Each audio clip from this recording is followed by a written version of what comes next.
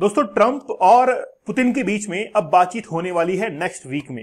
लेकिन क्या यहां से एक सवाल है कि जिस तरीके से ट्रंप ने ज़ेलेंस्की के साथ में बिहेव किया था, क्या वैसा ही बिहेव अब पुतिन के साथ में करेंगे? क्या ये पॉसिबिलिटीज है? हम लोग अगर अपने नजरिए से देखें तो इसमें कोई भी चांस लगता नहीं है, लेकिन हो सकता है ट्रंप कुछ भी कर सकता है। ट्रंप अब जो अपने डिसीजंस लेने वाला है अगले कुछ समय के अंदर, तो ये मान के चलिएगा वो पूरी दुनिया पर इफेक्ट करेंगे।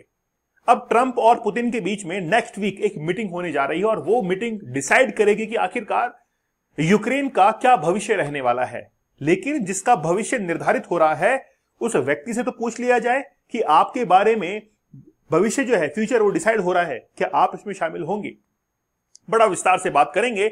लेकिन अब तक जो कुछ भी चलता हुआ आया है, मुझे आज भी याद है 24 फरवरी 2022 को इन्वेड किया था रशिया ने यूक्रेन के ऊपर, क्योंकि वो बीजिंग ओलंपिक के खत्म होने का इंतजार कर रहा था। जैसे बीजिंग के ओलंपिक खत्म होते हैं उसके बाद में रशिया ने इन्वेड किया यूक्रेन के ऊपर और फिर यूक्रेन ने रिटालिएट करना शुरू किया। लेकिन यूक्रेन के पास में इतना दमखम नहीं था।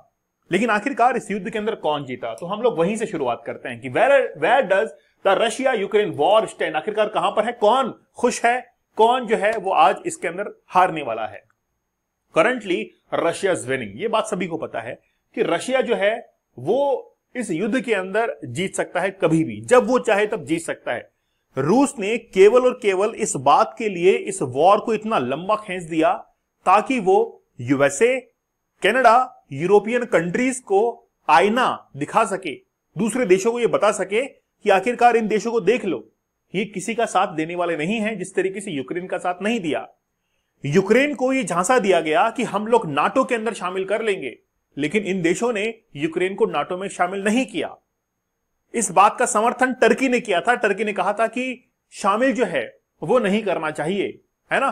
तो आप देखिए कि किसी बात का समर्थन किया गया लेकिन फिर भी यूक्रेन को शामिल नहीं किया गया।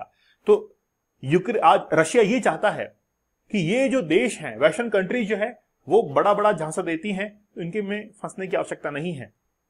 वो जब चाहे तब इस युद्ध को जीत सकता है, लेकिन वो युद्ध को लंबा खींच रहे हैं ताकि सभी देश इसके अंदर आकर कूदे।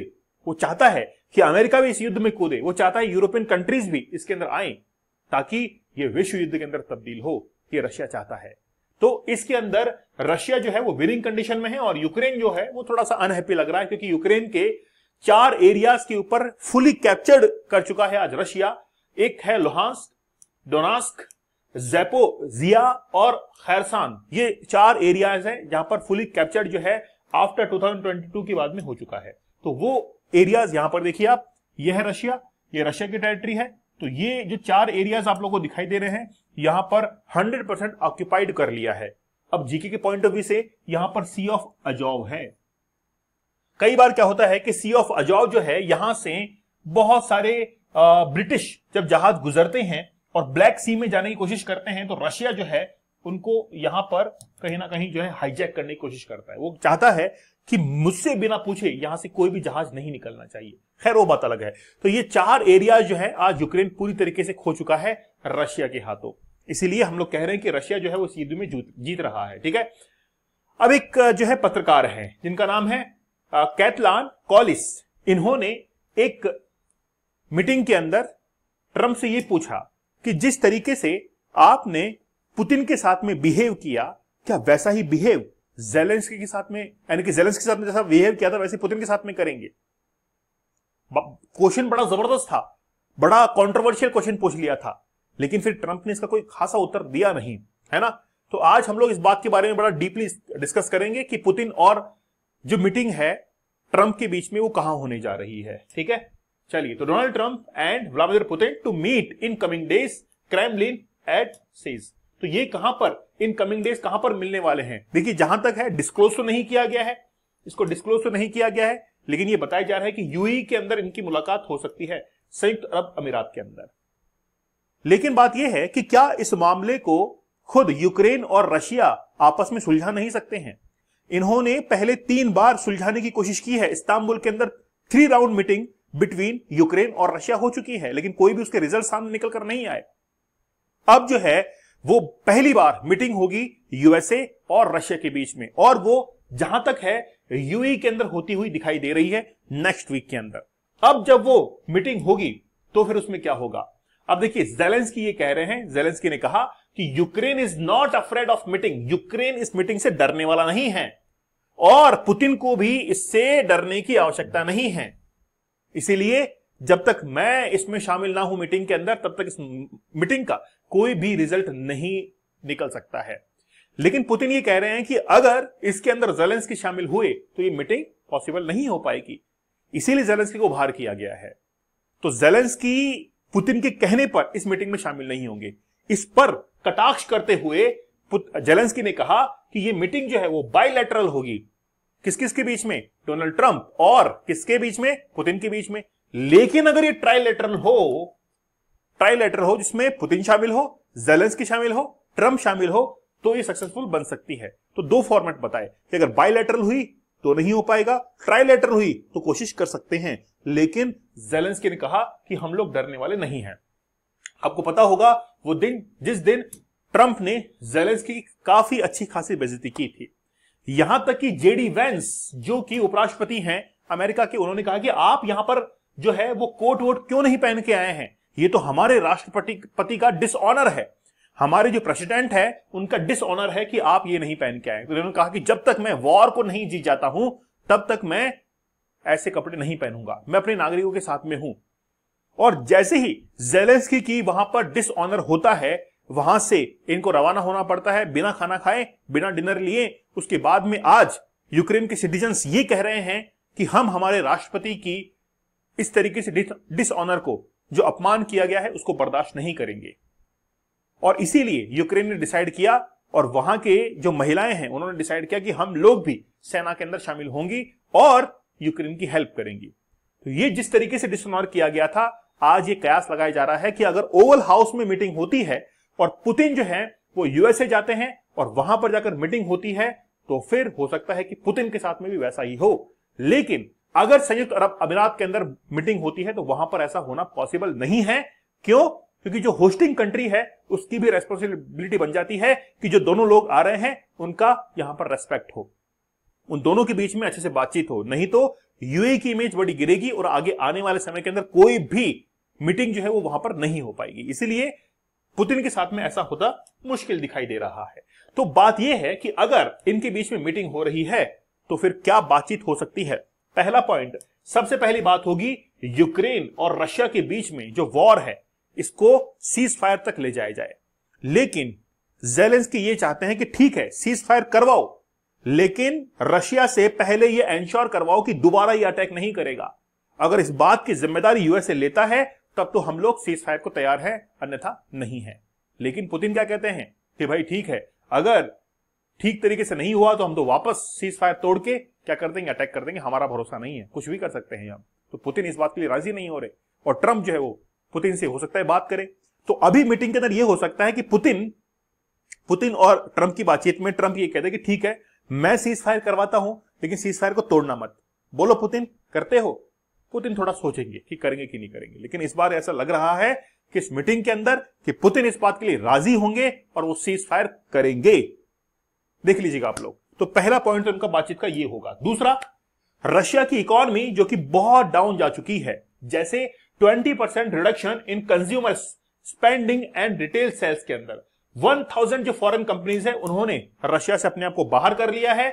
50% इंपोर्ट गिर चुका है और हाल ही में आपको पता भी होगा कि रशियन ऑयल जो कि इंडिया में आ रहा था उसकी वजह से इंडिया के ऊपर 50% टैरिफ लगाने की बात कह दी गई है ट्रंप के द्वारा।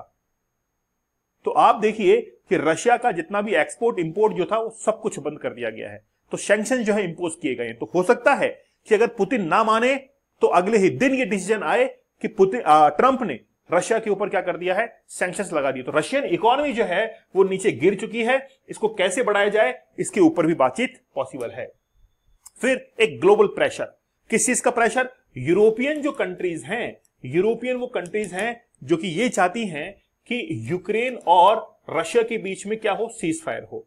अगर सीज फायर होता है तो कहीं ना कहीं रशियन जो एक्सपोर्ट है वो कहां पर पहुंच पाएगा, यूरोपियन कंट्रीज में पहुंच पाएगा और वहां पर जो इन्फ्लेशन बढ़ी हुई है वो इन्फ्लेशन बहुत हद तक कम आएगी।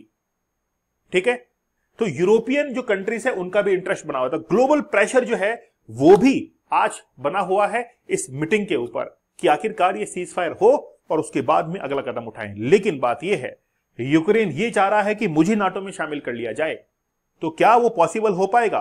कभी पॉसिबल नहीं होगा। दूसरी बात कि ज़ेलेंस्की का कहना यह है कि अगर मुझे मीटिंग में शामिल नहीं किया और मुझसे बिना पूछे कोई मेरे ऊपर शर्तों को इंपोज करने की बात कही गई तो ऐसा नहीं हो पाएगा। इसीलिए ज़ेलेंस्की को इस मीटिंग में शामिल करना जरूरी हो चुका है। Ukraine president Zelensky says he want meet with Putin. वो पुतिन से मिलना नहीं चाहते हैं without US backed peace plan. बिना, अब ये तो बात बहुत पहले की थी, ये फरवरी की बात है। बिना यूएसए के वो पुतिन से नहीं मिलना चाहते हैं, क्योंकि अगर वहां पर यूएसए रहेगा तो वो एंश्योर करेगा, वो इस बात का जो है पुख्ता सबूत होगा कि देखो आपके सामने बातचीत हो रही है ना, ये अब जो है वो पुतिन इससे मुकरना नहीं चाहिए। तो ये सारी बातचीत जो है वो होगी। लेकिन अब ज़ेलेंस्की खुद पार्टिसिपेट नहीं कर रहे हैं, तो हो सकता है कि ज़ेलेंस्की पार्टिसिपेट ना करें तो ये शर्तें जो है वो माने ना और युद्ध जो है वो यूं की यूं चलता रहे। ठीक है, अब इसके क्या रिजल्ट्स निकल सकते हैं? तो पहले पॉजिटिव रिजल्ट्स ये है कि अगर यह मुलाकात सफल होती है तो यह यूक्रेन युद्ध में युद्ध विराम मतलब सीज फायर की दिशा में एक कदम होगा और साथ ही अमेरिका और रूस के बीच में आर्थिक और कूटनीतिक संबंध में सुधार हो सकता है। तो जो देश पहले से अब तक कोल्ड वॉर के अंदर काफी समय से उलझे हुए थे, वो अब अपने डिप्लोमेटिक जो रिलेशन है उनको बढ़ा सकते हैं। लेकिन नेगेटिव परिणाम यह होगा कि अगर पुतिन अपनी शर्तों पर अड़े रहते हैं या ट्रंप यूक्रेन के हितों का नजरअंदाज करते हैं तो यह मुलाकात विवादास्पद हो सकती है। यूरोपियन देशों और यूक्रेन में इसका विरोध भी हो सकता है। लेकिन अब क्या होगा, जो विशेषज्ञ हैं, स्पेशलिस्ट हैं, उनका कहना यह है कि इस मुलाकात से तत्काल कोई बड़ा समझौता होने की संभावना कम है, क्योंकि रूस और यूक्रेन के बीच गहरे मतभेद हैं। तो कह रहे कि कोई रिजल्ट निकलेगा नहीं जब तक कि दोनों देशों की सहमति आपस में नहीं बन जाती है। आप लोग की क्या राय है मुझे आप लोग कमेंट सेक्शन में जरूर बताइएगा। लेकिन बात यह है, आज सबकी नजरें भारत के ऊपर है। मैं बताऊं आपको कैसे। पुतिन भारत आ रहे हैं, आपको पता होगा पुतिन जो है वो भारत आ रहे हैं। अब पुतिन भारत आ रहे हैं, इसका मतलब क्या है कि जो एशियन कंट्रीज हैं वो आज एकजुट होती हुई दिखाई पड़ रही हैं। आज आप देखिए, हम लोग चाइना के साथ में अच्छे रिलेशन बनाने को इसलिए तैयार हो गए हैं क्योंकि आज जो है एशिया जो पैसिफिक है इसको मजबूत करने की जरूरत है। इसीलिए आज अमेरिका सबसे ज्यादा जो डर रहा है वो ब्रिक्स से डर रहा है कि ब्रिक्स जो कंट्रीज है वो कहीं ना कहीं डी डॉलराइजेशन ना कर दें अमेरिका का जो डॉलर है वो कहीं ना कहीं कम ना हो जाए उसकी वैल्यू। ठीक है, चलिए दोस्तों, आप लोग हमारे डीप वर्क कोर्स के साथ में जुड़िएगा। द पावर ऑफ फोकस अभी लाइव चल रहा है, डेली 9 बजे आपकी क्लास होती है। आप लोग जरूर इसमें जुड़िएगा, इससे आप लोग को फोकस और कंसंट्रेशन आएगा। और बात यह है कि रियल लाइफ स्टोरीज और चैलेंजेस भी आप लोग को देखने को मिलेंगे। आप लोग 75 डेज का हार्ड चैलेंज जरूर ज्वाइन कर लीजिएगा। कूपन कोड जो है आप लोग यूज कीजिएगा, डिस्काउंट चल रहा है अभी। और टेलीग्राम पर मुझे जरूर ज्वाइन कर लीजिएगा। तो मिलते हैं आप लोगों से अगले सेशन में, तब तक धन्यवाद, थैंक यू, जय हिंद।